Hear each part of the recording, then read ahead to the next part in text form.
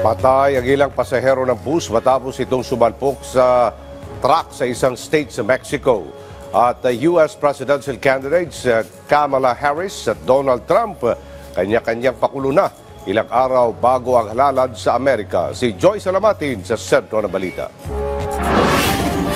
Hindi bababa sa 19 ang namatay matapos magsalpukan ang isang truck at bus sa isang highway sa Mexico. Nangyari ang insidente sa Zacatecas State kung saan may 6 na iba pang pasahero ang sugatan. Batay sa investigasyon, bumangga ang bus sa likuran ng truck na may kargang mga mais.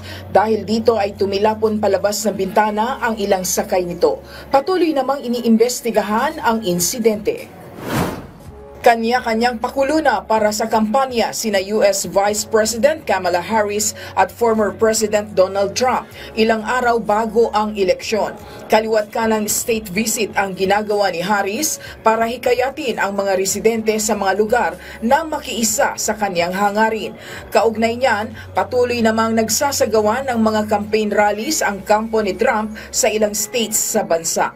Samantala, nagsisilabasan na ang mga election polls sa bansa kung saan dikit ang dalawang kandidato. Saad nila, hindi naman raw manggagaling sa poll ang kanilang pagkapanalo kundi sa boto pa rin ng mga residente. Nakatanggap ng libreng aesthetic treatment ang ilang mga war veterans sa Ukraine. Ayon sa Ukrainian Volunteer Organization, layo ng kanilang grupo na mapalago ang life quality ng kanilang mga pasyente, lalong-lalo na ang mga naging biktima ng giyera na nakapagtamo ng sunog at naputol ang ilang bahagi ng katawan.